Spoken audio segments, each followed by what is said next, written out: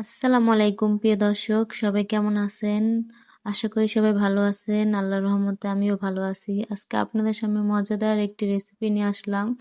তো রেসিপিতে কি রেখেছি গাজর ভাজি, লাউ শাক ভাজি এবং লাল শাক দিয়ে মাছ রান্না করছি। তো ৩ পদ ৪ পদের খাবার নিয়ে আসলাম আপনাদের সামনে, যে আমি কি দিয়ে আজকে খাবার খাচ্ছি। তো আমার খাবারেতে আজকে খুবই মজার খাবার হয়েছে। তো ৩-৪ পদের খাবার যখন হয় তখন পেট ভরে ২ প্লেট ভাত কে না খেতে পারে। তো দেখেন আজকে আপনাদের সামনে নিয়ে আসলাম লাল শাক। তো এক করে আমি সব খাবার দেখাচ্ছি। তো আমি গাজরের সাথে আমি শসা নিয়ে নিলাম খাওয়ার জন্য। তো আজকে এরকম মজাদার রেসিপি যারা আপনারা পেতে চান বা যারা এইসব রেসিপি রান্না করতে পারেন না, তারা আমার চ্যানেলে এসে এরকম রান্না করে কিভাবে আমি রান্না করি সম্পূর্ণ ভিডিওটি আপনারা দেখতে পাবেন। তো দেখেন আজকে আমি এখানে নিয়েছি টমেটো, ধনিয়া পাতা, নিয়েছি পেঁয়াজ কুচি, কাঁচামরিচ কুচি। তো আমি নিয়েছি আরও এখানে গাজর কুচি। তো আজকে আমি গাজর ভাজি করব। তো এই সম্পূর্ণ ভিডিওটি আজকে আপনাদের সাথে কিভাবে রান্না করছি সম্পূর্ণ ভিডিওটি আজকে আপনাদের সাথে দেখাবো। তো চুলায় আমি কড়াই বসিয়ে দিয়েছি। তো কড়াইটা আমার গরম হয়ে গেছে। তো এখন আমি পেঁয়াজগুলো ভালোভাবে ভেজে নেব। আর যারা রান্না করতে জানেন না, তারা আমার এই ভিডিও দেখে অবশ্যই রান্না করা শিখে যাবেন। কারণ রান্না করা তেমন একটা কঠিন ব্যাপার না।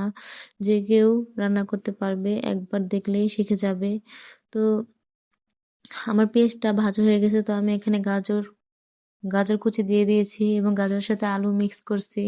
তো ১ চামচ হলদি গুঁড়া এবং ১ চামচ লবণ গুঁড়া দিয়ে ভালোভাবে আমি এর সাথে টমেটো দিয়ে ভালোভাবে লাড়াচাড়া দিয়ে নেব।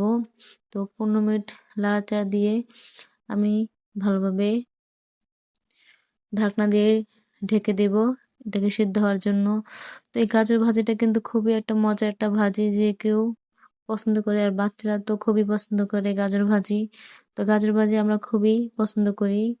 তো যারা গাজর ভাজি খান না বা কখনো করেন নাই, তারা আমার এই রেসিপিটা দেখে অবশ্যই ঘরে গাজর ভাজি করে খেয়ে দেখবেন, অবশ্যই খুবই মজার। তো আমি আজকে গাজর ভাজিটা দেখাচ্ছি। তো এর পরের যে ভিডিওতে দেখবেন, আমার চ্যানেলে আসলে দেখবেন আমি সেখানে লাল শাক এবং লাউ শাক ভাজি করেছি। তো আজকে গাজর ভাজি রেসিপিটি দেখালাম। তো দেখেন আমার ভাজিটা অনেকটা সুন্দরভাবে হয়ে গেছে, একদম মজার একটি ভাজি। তো এখন আমি ধনিয়া পাতা দিয়ে ভালোভাবে লাড়াচাড়া দিয়ে আর একটু লাড়াচাড়া দিয়ে সিদ্ধ করে নেব ধনিয়া পাতাগুলো গাজরের সাথে। এরকম মজাদার ভাজি যারা খেতে পছন্দ করেন, তারা অবশ্যই বাসায় এনে একবার রেসিপিটি তৈরি করে দেখবেন।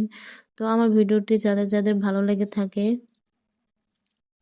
একটি করে লাইক এবং কমেন্ট করে যাবেন এবং ভিডিওটি সম্পূর্ণভাবে ভালোভাবে দেখবেন।